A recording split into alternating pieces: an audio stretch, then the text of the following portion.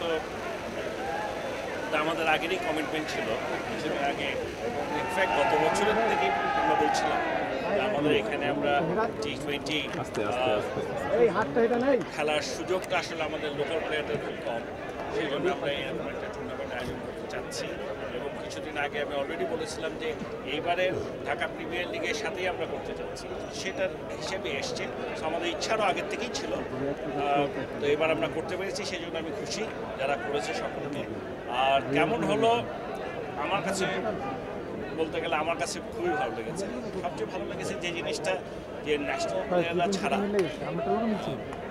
এবং বিদেশি প্লেয়ার ছাড়াও যে একটা প্রতিদ্বন্দ্বিতাপূর্ণ একটা টুর্নামেন্ট হতে পারে, যেটা দেখে বাংলাদেশের মানুষের আগ্রহ আছে, সেটা দেখে খুব ভালো লেগেছে। এবং এই টুর্নামেন্টে কিন্তু আপনারা শুনেছেন হয়তো 61টা নতুন ডেবিউ হয়েছে T20-তে, এটা তো আমাদের জন্য একটা বিরাট পাওয়া। এবং বেশ কয়েকটা নতুন ছেলে আমরা পেয়েছি যারা নাকি যাদের প্রতিভা আছে, এবং আমরা মনে করি ভবিষ্যতে হয়তো তারা আমাদের জাতীয় দলেও আসতে পারে এরকম খেলা আছে।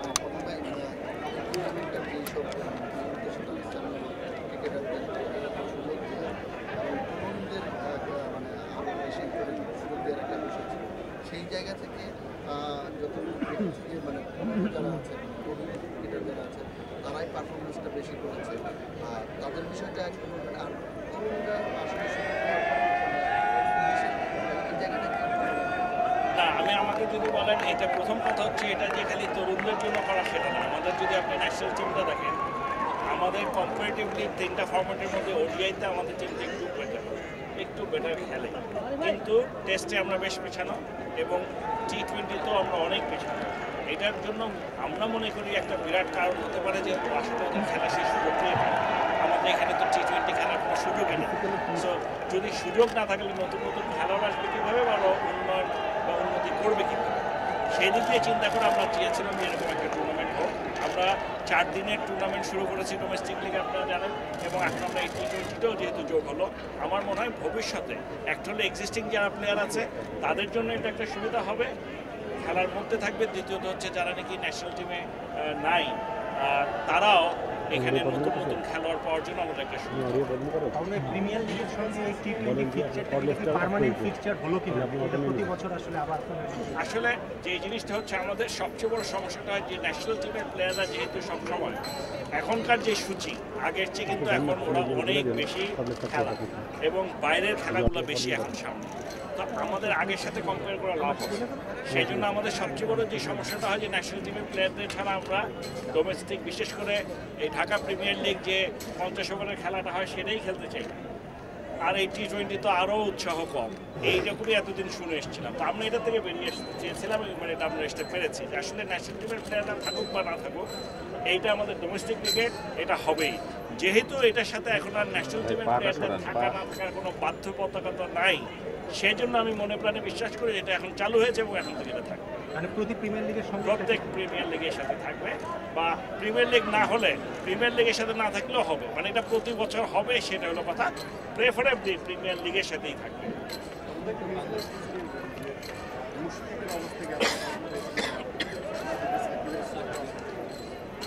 মুশফিকের সাথে আমার আজকেও কথা হয়েছে, আজকে জিমে গেছে, প্র্যাকটিস করছে। ওকে আমি জিজ্ঞেস করেছি, ও বলছে যে ও অনেক ভালো ফিল করছে। সো ইনিশিয়ালি আমাদের ধারণা ছিল থার্ড টেস্টটা খেলবে, তবে ওর সাথে আমার যেটাকে আমি ওকে বলেছি কোনো রিস্ক দিবা না, একটু যদি সমস্যা থাকে তারপরেও তুমি খেলবে না, কারণ তোমার ফিট থাকাটা আমাদের অত্যন্ত জরুরি। সেই জন্য আমি ওকে বলেছি দেখবে না, বাট তুমি যদি মনে করো সম্পূর্ণ ঠিক আছে, ফিজিওরা সবাই যদি ওকে করে, তাহলে তুমি সেকেন্ড টেস্ট খেলতে পারো, তা ছাড়ার না। সো ও বলেছে অবশ্যই আমি তো খেলতেই চাচ্ছি। সো এই অবস্থায় আছে, এটা হলো ওর সাথে আমার লাস্ট আজকে যে আলাপ হয়েছে। আর সাকিবের যেটা হয়েছে আজকেই শুনলাম আমি, সাকিবের সাথে আমার কথা হচ্ছিল, যাওয়ার আগেই কথা হয়েছিল। তো ও তো থার্ড টেস্টটা খেলবে বলেছিল, খেলতে যাবে। এবং ও ইনফ্যাক্ট আমি দুবাই যাওয়ার আগে আইসিসির বোর্ড মিটিংও বলছিল যে ওর এই লিগে খেলতে চাচ্ছিল, যাতে করে ওর ম্যাচ প্র্যাকটিসটা হয় যাওয়ার আগে। তো এখন এখনটা এটা করা হয়নি। তো আমি তখন ভাবছিলাম যে ও যদি এই লিগেই খেলতে পারে তাহলে তো সেকেন্ড টেস্টের জন্য যেতে পারে, পারলে খেলবে, না পারলে নাই, ও সুস্থ 100% না হলে তো না। তো আমি আজকে শুনলাম কালকে এক টেস্ট করেছে এবং এখন নাকি ওকে আরও 7 দিনের রেস্ট দিয়েছে, কাজেই ডেফিনেটলি এটা বড় কথা। আমি মনে করি এই থার্ড টেস্টও যে ওর জন্য খেলতেই হবে এমন কিছু না, কারণ সামনে ওয়ার্ল্ড কাপ। ওর যদি সমস্যা থাকে আমরা চাই সম্পূর্ণ সুস্থ হয়ে তারপর সে খেলায় ফেরত আসুক, আমরা কোনো ধরনের রিস্ক নিতে চাই। সেক্ষেত্রে আইপিএল যদি উনি খেলতে চান, ও যদি সম্পূর্ণ সুস্থ না হয় তাহলে আইপিএল খেলবে না। মানে এমন তো হতে পারে না যে শুধু আমাদের ন্যাশনাল টিমের জন্য অসুস্থ আর আইপিএলের জন্য সুস্থ হতে হবে। সুস্থ হলে অবশ্যই অবশ্যই যদি সম্পূর্ণ সুস্থ হয়, ডাক্তাররা যদি বলেন তাহলে খেলতে পারবে। মানে আমরা তো চাই সে খেলুক, সে আইপিএলও খেলুক, আমাদের জন্য মানে ন্যাশনাল টিমের জন্য, কাজে সম্পূর্ণ তার সুস্থতার উপর নির্ভর করছে।